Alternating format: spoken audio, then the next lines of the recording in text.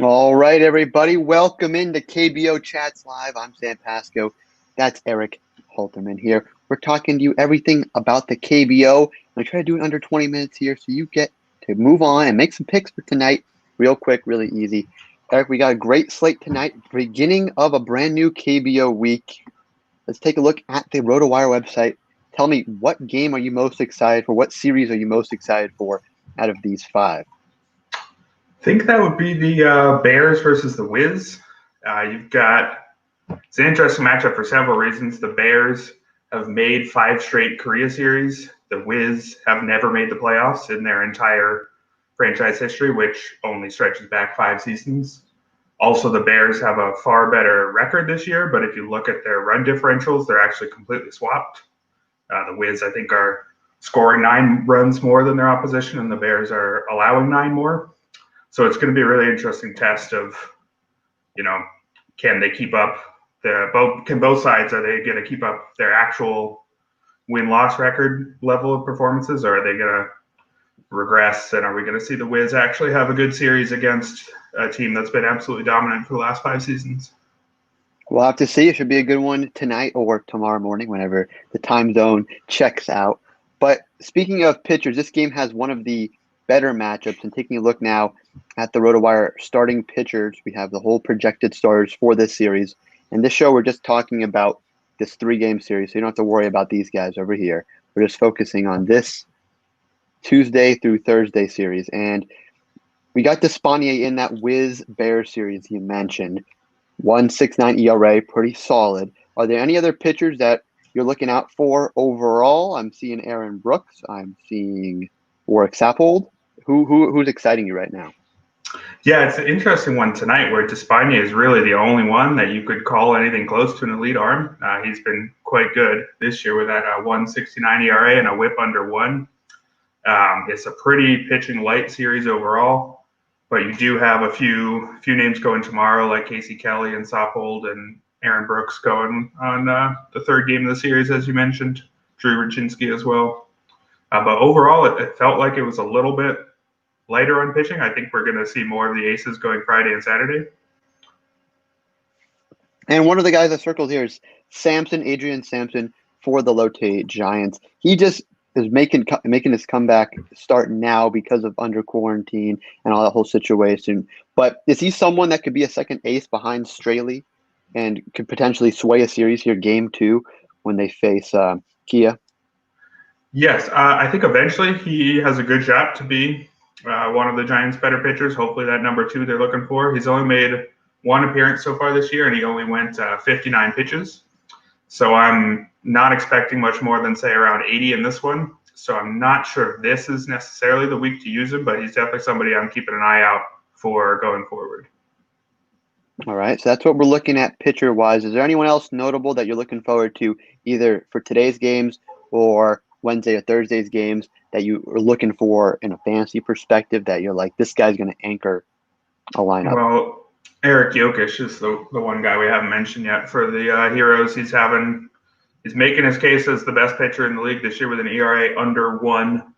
I don't think he's given up more than 2 runs, if he's even given up 2 at any start this season. So he's been absolutely elite all year. Been lights out, and he'll be going for the Heroes. So now let's move over to some standings here. So just to get people kind of acclimated with where the league's at right now through about a little bit more than 20 games for most of these teams here. So tell me, we had some power rankings just drop, and I want to compare these versus the lineup. So number 1, NC Dinos, that's how they are in the standings and in your lineups.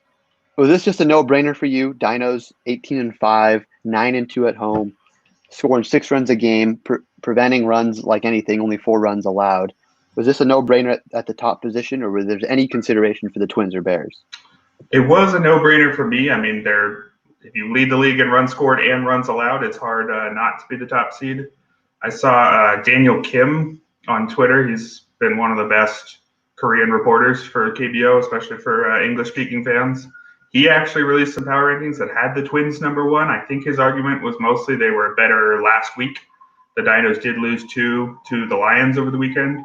So if you're very much focused on the most recent performance, you could say the Twins are playing slightly better than the Dinos right now, but I think you still have to go with the Dinos number one. Yeah, when you look at the streaks overall, no team's really running away with it in terms of wins or losses, but that's outside the Wyverns and the Eagles. And now that's kind of talking the cellar of both these teams at the bottom of the standings. 7-16 is the Wyverns, Hanwha Eagles 7-17. But yet, when we look at your power rankings here, we see at number 6 the Wyverns. You get the run differential here of -35, but yet they are what? Mediocre? You're considering them right in the middle of the pack, maybe one or two more games and they're in the playoffs? What are we thinking with the Wyverns here? Yeah, a couple reasons, none of which are the fact that you said you're a Wyverns fan. I did not let that sway my opinion. I'm trying to make these pretty present focused because they're fantasy focused power rankings. If I think your team's going to be good in 2 months, doesn't really help fantasy players to talk about that right now. One interesting fact I learned that I wrote in that first sentence there, they played their last 5 series were against the 5 best teams in the league, and they were genuinely terrible. But when you get a team that's already in a bit of a funk and you play all of the best teams in a row, things aren't going to go well. And they have won 4 in a row. They're starting to turn things around with Jung Choi, who I mentioned there, has had an awesome week with a 1490 OPS last week. If he's waking up, he's somebody who's been great for a long time. I believe he's tied for 4th all time in KBO homers. So if he's waking up, if the Wyverns are waking up in general, I still don't think they're good right now. I'm definitely not scared to start a player against them, but I think they're much more respectable, especially given that, again, they were tied for the best record in the league last year. They did lose some players and get older, but if they start to wake up, I can see them making a playoff push because it is still quite early. Because when we look now a little bit more at the Wyverns in depth, SK here, this is the RotoWire, team page looking at all the stats here. We see that they pretty much got that 4-game win streak from a 1 win in that Bears series and now pounding on what your worst team and the standings worst team in the Eagles.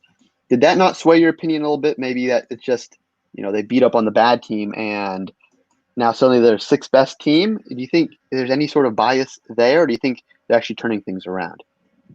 I would like to see them do it against a better team. If they could take 2 off the Dinos in this series, I think that would definitely validate them as a middle of the pack team. But just the fact that they handled the Eagles pretty easily, the fact that when they're finally not playing all the best teams, they look respectable. I think there's somebody who's trending up, but we'll keep an eye on them this week for sure.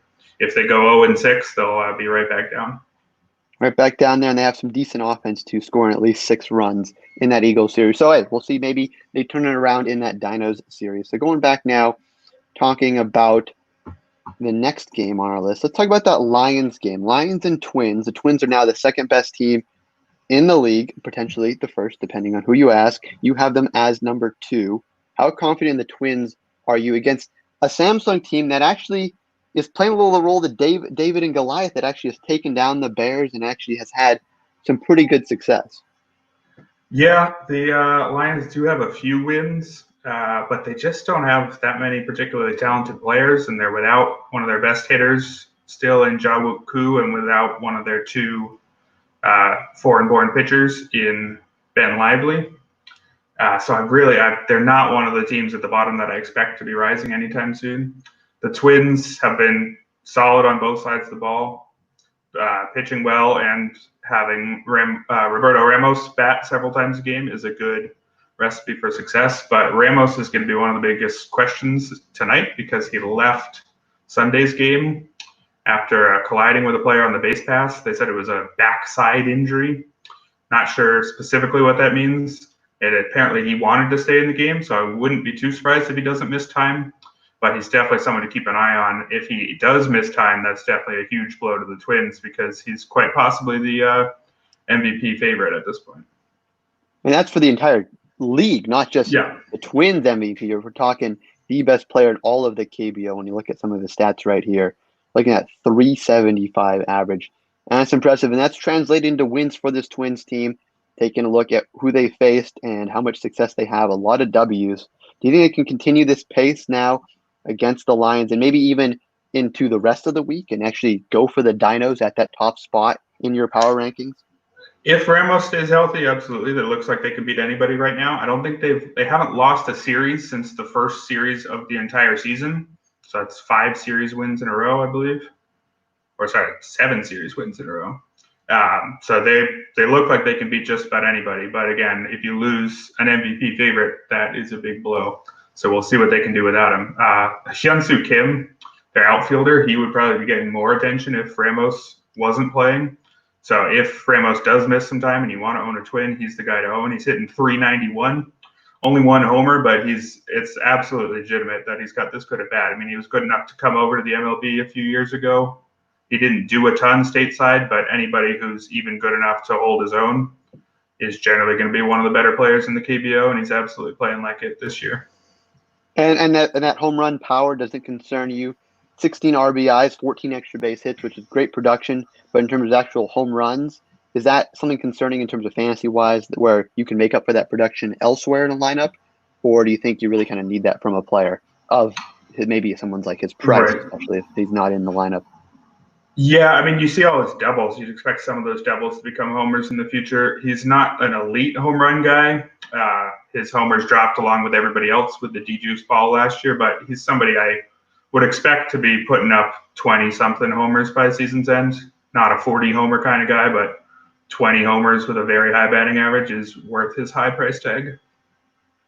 All right. Now moving on to another series now. We're talking the Heroes and the Eagles. Let's take a look at the projected lineup. This will be updated as the lineups are officially posted, so do be sure to check out RotoWire.com, our daily lineups for the latest. So no foreign-born pitcher tonight. We're looking forward to Jokic for the Heroes on day 3. But is there anyone in this lineup that you're targeting right now? We're looking at maybe Bung-Ho Park, former Minnesota Twin, or Jared Hoying, former Texas Rangers. Anyone here that really excites you? Park is pretty good. Problem is he's right-handed and plays first base. So at least on DraftKings, where positional eligibility matters, that's such a deep position in this league. So I don't often end up on him unless he's facing a lefty, which I don't think he's going to be doing this series. The guy I've been most interested in on the Heroes side is their number 3 hitter, Jung-Ho Lee. He has been an awesome contact hitter who never hit more than 6 homers in a season prior to this year. He has 4 homers already, though, and he's just 21. He's the kind of guy where he had all the skills except for the power. And when you get a guy who's that good at everything and is only 21, it's not a huge surprise to see him start to develop power. So he's definitely somebody. I mean, he's correctly priced as an expensive option, but I think he's somebody to watch going forward. One other piece of news for the Heroes, their foreign-born hitter, Taylor Motter, is no longer with the team. He was waived and essentially released, as far as I know. If he's not technically released, he's about to be. He supposedly was having issues adjusting to life in Korea. There was some story about his, I don't know if his wife or his girlfriend was like tweeting about how much she hated the food, and he was liking the tweets and tagging the American ambassador to Korea or something. It was some weird thing going on where he clearly just wasn't too happy to be living abroad. And I think you're not really going to have a successful season if you hate the country that you live in, or if you're not comfortable in the country that you're living in. His numbers reflected the fact that he wasn't comfortable. He had 10 quite terrible games. So they're down. I mean, that's a blow, not necessarily losing him since he was offering nothing, but not having a foreign-born hitter. But with that space opened up, in theory, if they could bring another guy in sometime over the next month or so, you could see the Heroes adding a big bat and rising up the standings. I did see that story there, Taylor Motter. So no longer a factor now as he has been waived. I think other teams could claim him if they wanted to. It does not look like they're going to as he was a non-producer. But we're looking at Lee for the Heroes. Pitching-wise, is there anything notable in this series, this Heroes-Eagles series? Because we know the Eagles overall, when we take a look at their team page, right, they're pretty much bad at everything. So are you just pretty much all going to be relying on that Heroes side? Look at all that red loss for them. I did throw Jared Hoying on today's cheat sheet. He's still quite expensive on DraftKings, but he's quite cheap on FanDuel, which aligns with his numbers this year, which are quite bad. The Heroes are throwing, before they get to Jokic, they're throwing a pair of righties who I think are pretty exploitable. So a lefty bat like Hoying, in theory, could justify his price tag, at least his moderate price tag on FanDuel in this one. He's done essentially nothing this year, but he had an OPS over 800 his first 2 seasons in Korea, so there's something there. Also for the Eagles, they'll have Warwick Soppold going on Wednesday, who doesn't give up runs, but he also doesn't strike anybody out. So that will cap his ceiling a bit. He's more of a safe option.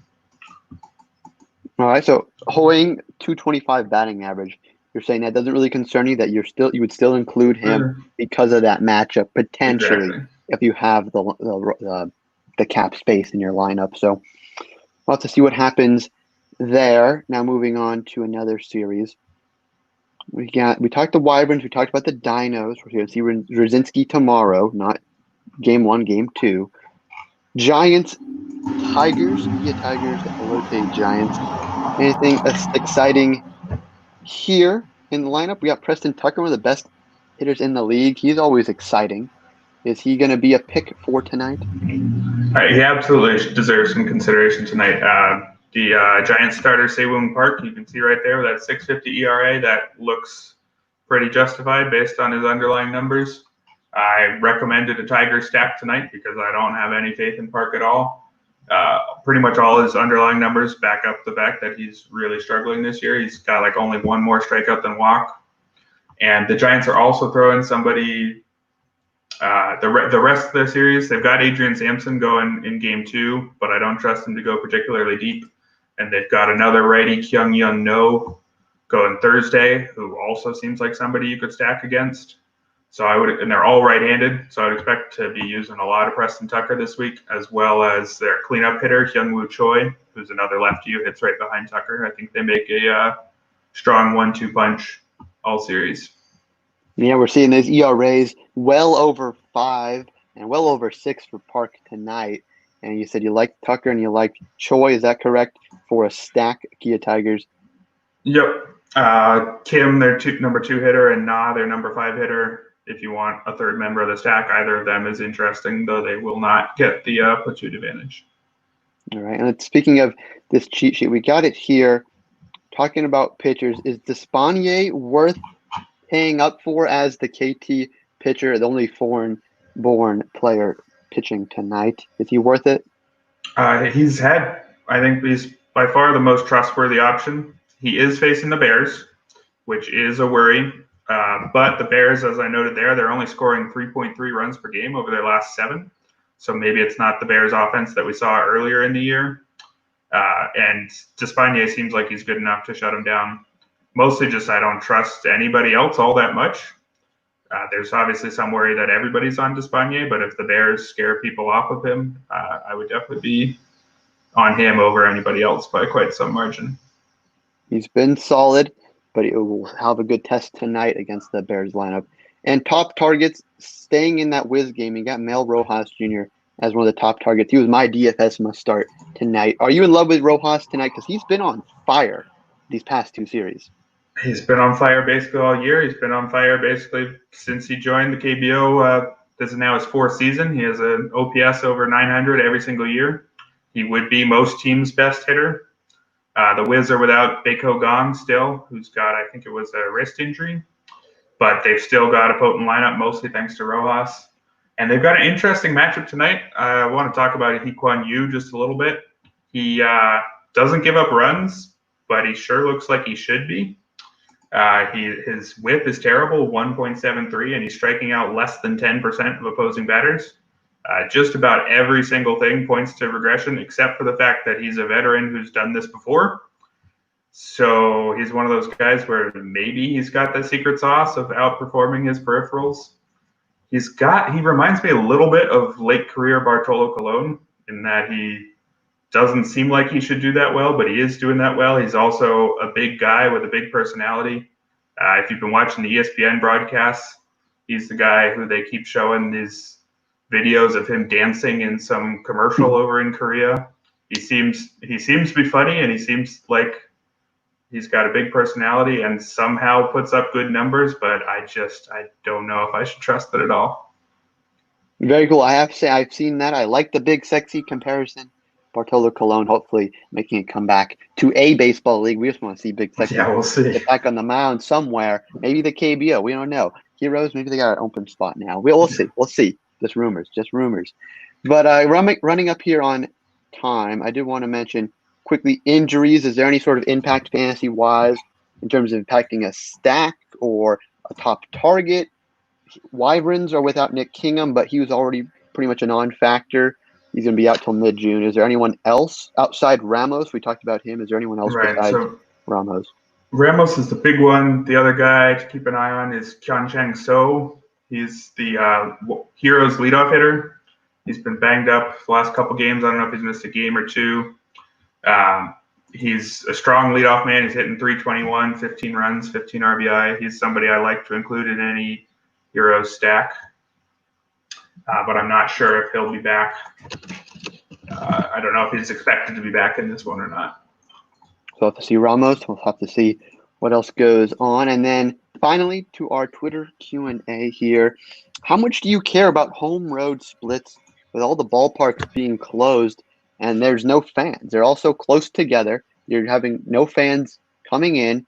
Is that impacting any of your selections now, home road splits, as we see the best home team, of course, makes sense that it would be the Dinos, one of the best teams. We have the Heroes and Twins following suit, while the Dinos are also the best road warriors in addition to the Twins and Bears.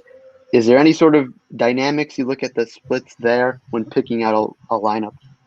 Yeah, it's interesting. I took a look at this one because I wouldn't have been at all surprised if home field advantage was basically non-existent this year, but it seems like it actually is. The home side's winning 55% of games, according to my math, which, as far as I know, is more or less exactly what you expect baseball home field advantage to be, which is interesting because the studies that I've seen on home field advantage is that it's mostly a factor of peer pressure on the umps, that even an ump who tries to be fair, there's just some human psychology thing where, like, nobody wants to piss off 10,000, 20,000 people. So generally, umps are a tiny bit subconsciously skewed towards the home side. That obviously won't be a factor in an empty stadium, but it seems like the home teams are still winning. It honestly hasn't been something I've been looking at a ton because, like we've said, it feels like home field advantage shouldn't exist, and I don't know if the amount of games we've had so far is enough to conclude that it definitely still does. So it's not something I've been worried about a ton, but it's definitely something I'm keeping an eye on. All right, great. That's going to run us up on time here. We do have a comment here. I like KT first 5 over Doosan. Just a pick here from Vincent Marsh. Thank you, Vincent, for participating. Always be sure to check out RotoWire on Twitter at RotoWire KBO. Follow Eric _Halterman as well, and follow us on Twitter. Let's hear your thoughts on the power rankings. Let's hear the debates. Let's hear the hot takes. Wyverns, are they the new Twins? Maybe. We'll see. We see that here in the lineups standings. Excuse me. The Giants, Road Warriors, maybe 5 and 7. They're maybe doing a little better than most other teams at their ranks. So we'll have to see. But Eric, it's been a great show. Talk again on Thursday when you see the second half of this week's KBO action. Yeah, thanks for coming, guys.